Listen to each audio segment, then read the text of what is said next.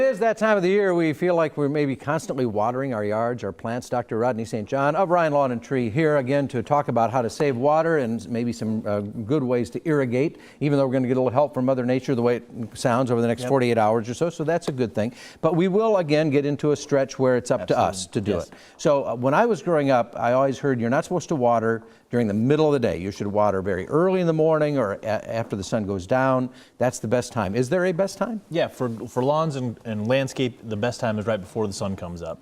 And the idea is if you water in the evening, then your plants are going to stay wet all night long and until the sun comes up and dries them off. And that's going to be a great opportunity to grow fungus and disease.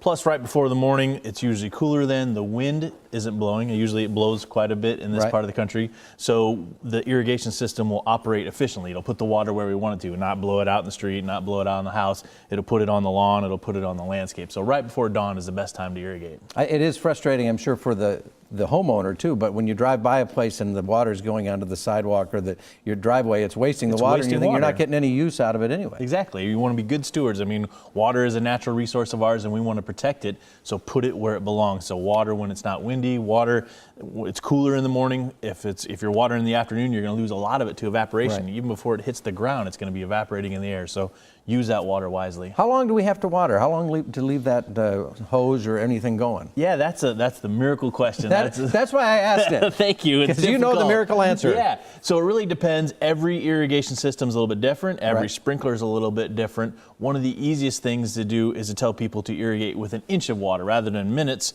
And to figure out that inch, you're going to use a rain gauge. So stick a rain gauge out there, run your sprinkler, whether it's attached to a hose or you have an irrigation system.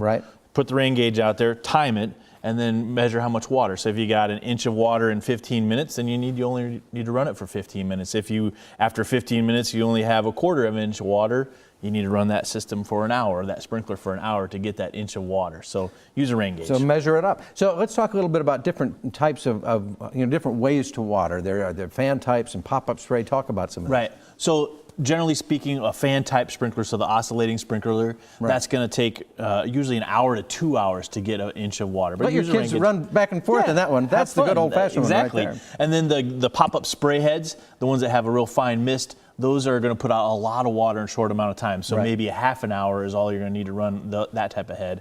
And then the gear-driven rotor that goes side to side, or the impact head that goes those usually put about an inch of water every half an hour. So half an hour to an hour is generally speaking. Those are all generalities. Every system, I would rather use a rain gauge, but those will give you a good idea to get a good start. And it really makes an impact, doesn't it? I mean, watering properly in the right time, it'll make a big impact, not just for your lawn, but for your plants, your trees, and everything.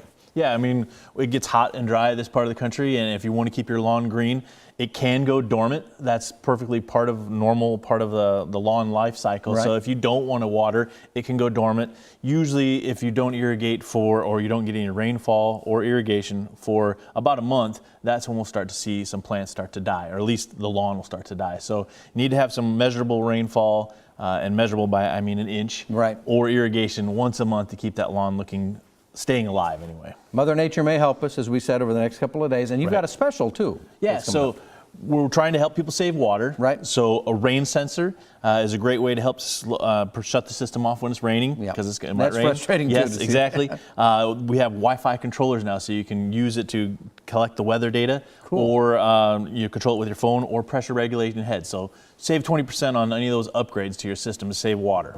What a great idea. And again, all of those water-saving devices, upgrades, the rain sensors, the Wi-Fi controllers, all of it's 20% savings there. Call Ryan Lawn and Tree, 913-381-1505, or visit them online, ryanlawn.com. We'll have a link on kclive.tv later today. We always learn so much. Thanks for being here.